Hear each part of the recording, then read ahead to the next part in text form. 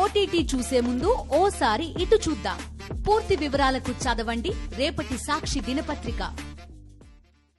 విజయవాడ సింగ్ నగర్ ప్రాంతంలో వరద బీభత్సానికి ట్రాక్టర్ మీద పడి ఓ మహిళ మృతి చెందింది. ఆదివారం చనిపోతే గురువారం మృతి చెందినట్టు కుటుంబ సభ్యులకు సమాచారం చేరవేశారు. ప్రభుత్వ నిర్లక్ష్యమే కారణమని మృతురాలి బంధువులు ఆరోపిస్తున్నారు. మరిన్ని వివరాలు మా ప్రతినిధి నరేష్ అందిస్తారు. విజయవాడ నగరంలోని శ్రీనగర్ ప్రాంతంలో ఎంతోమంది కూడా వరద ముప్పుకు బారిన పడి ఎంతోమంది తమ కుటుంబ సభ్యులను కోల్పోయిన పరిస్థితి చోటు చేసుకుంది. అయితే ముఖ్యంగా వాతావరణ శాఖ అధికారులు ముందుగానే ఈ పెద్ద మొత్తంలో కూడా ఎగువ ప్రాంతం నుంచి వరద వస్తుందని చెప్పినప్పటికీ ప్రభుత్వం అలసత్వం కారణంగా ఎటువంటి జాగ్రత్త తీసుకోకపోవడంతో ఎంతోమంది మృత్యువాత పడిన ఘటన చోటు చేసుకుంది. ప్రస్తుతం మనం విజయవాడలోని మార్చురి వద్ద ఉన్నాము. అయితే పూర్తిగా ఎంతోమంది తమ కుటుంబ సభ్యులను కోల్పోయారు. అయితే కొంతమంది బాధితులు మనతో పడుతున్నారు. వారిని తెలుసుకుని చేద్దాం. చెప్పండి, మీకు సంబంధించిన ఎవరు చనిపోయారు, మీకు ఎప్పుడు సమాచారం ఇచ్చారు? మా భార్య చనిపోయింది సార్.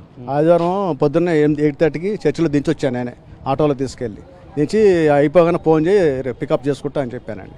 మళ్ళీ 3 గంటలకి మా అబ్బాయికి చిన్నబ్బాయి ఫోన్ చేస్తే రావద్దు మమ్మీ చుట్టాలింటికి వెళ్ళిపో చిట్టినగరు అంటే సర్లేరా ఉంది అని పెట్టేసిన తర్వాత ఇక సొంతంగా ప్రయత్నాలు చేసి ఉంటుంది. ట్రాక్టర్ ఎక్కింది సార్.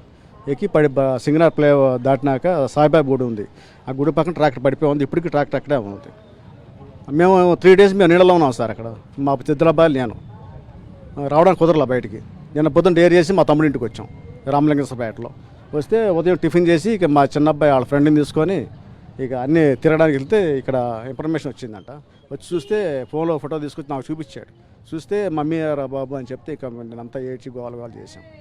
ఇక ఈరోజు బాడీ తీసుకెళ్ళడానికి వచ్చాం సార్. మేము అదే అండి. మీరు ఎన్ని సంవత్సరాల నుంచి విజయవాడలో ఉంటున్నారు? ఎంత పెద్ద ప్రమాదం ఎప్పుడైనా చూసారు? అసలు మేము పుట్టినా చూడలేదండి.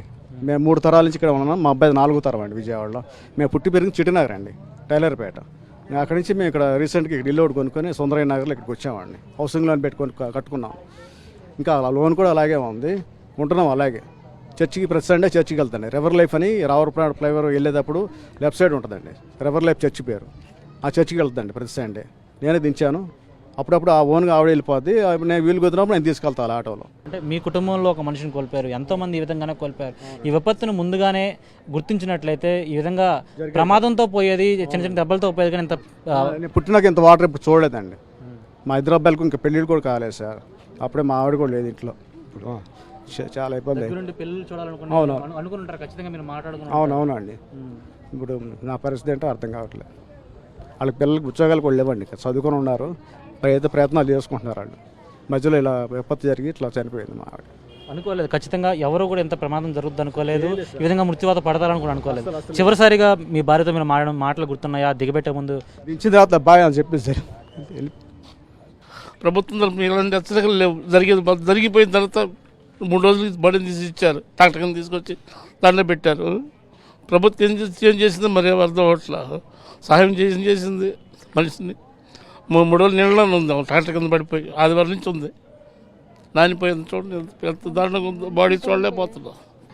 ఏం డిమాండ్ చేస్తున్నారు? ఎటువంటి న్యాయం కావాలనుకుంటున్నారు? గవర్నమెంట్ నుంచి వాళ్ళకి ఏదైనా హెల్ప్ సాయం కావాలండి. అంతే ముందు హెచ్చరిక చేయాలి సార్. గవర్నమెంట్ అనేది హెచ్చరిక చేయాలి. మొత్తం అయిపోయిన తర్వాత ప్రభుత్వం ఏం చేస్తుందని ఇప్పుడు సాయం చేస్తున్నారు. లేని అవి పట్లాలు ఇన్ని పట్లాలు పంచి పెడుతున్నారు తప్ప వేరే ముందు హెచ్చరిక చేయాలి కదా. ఇప్పుడు బుడి మీద కట్టే తెగిపోయింది అంటారు. మీరు చూడలేదు వెళ్ళి. మేము కంకిపాళ్ళు ఎక్కడో ఉంటాం. వాళ్ళు ఏం జరుగుతుందో తెలియదు. నేను 2 రోజులు ఫోన్ చేయవే వాళ్ళకి. మీ బాగా చేయకపోతే ఎలా ఉన్నారు ఏంటని అడుగుతున్నా. బాగానే ఉంటారులేండి అన్నారు. ఇంత వాటర్ వస్తుందని చెప్పి వాళ్ళు సరిపోద్దని తెలియదు సార్. హెచ్చరికలు అంటే చేయాలి సార్ గవర్నమెంట్. అందుకనే అడుగుతూ ఉండే. ప్రతి వారంలాగే ఆ వారం చర్చకి డ్రాప్ చేసి తిరిగి తన భార్య సురక్షితంగా ఇంటికి వస్తాననుకున్నారు. కానీ ఇంత పెద్ద విపత్తులో చిక్కుకొని ఆదివారం రోజు మృతి చెందినట్లుగా వాళ్ళ బంధువులు చెప్తున్నారు. అయితే 3 రోజుల తర్వాత తమకు సమాచారం ఇచ్చారని, ఇప్పుడు ఆ ఫోటోను చూసి ఐడెంటిఫై చేసి ఇక్కడికి వచ్చామని కూడా చెప్తున్నారు. పూర్తిగా ప్రభుత్వం తరపు నుంచి సత్వర న్యాయం కావాలి. అదేవిధంగా ఎవరైతే ఈ విధంగా మృత్యువాత పడిన కుటుంబాలు ఉన్నాయో వారందరూ కూడా న్యాయం జరగాలని కూడా డిమాండ్ చేసే సిచ్యువేషన్ కనిపిస్తుంది. వీడియో శంకర్తో నరేష్, సాక్షి టీవీ, విజయవాడ నుంచి.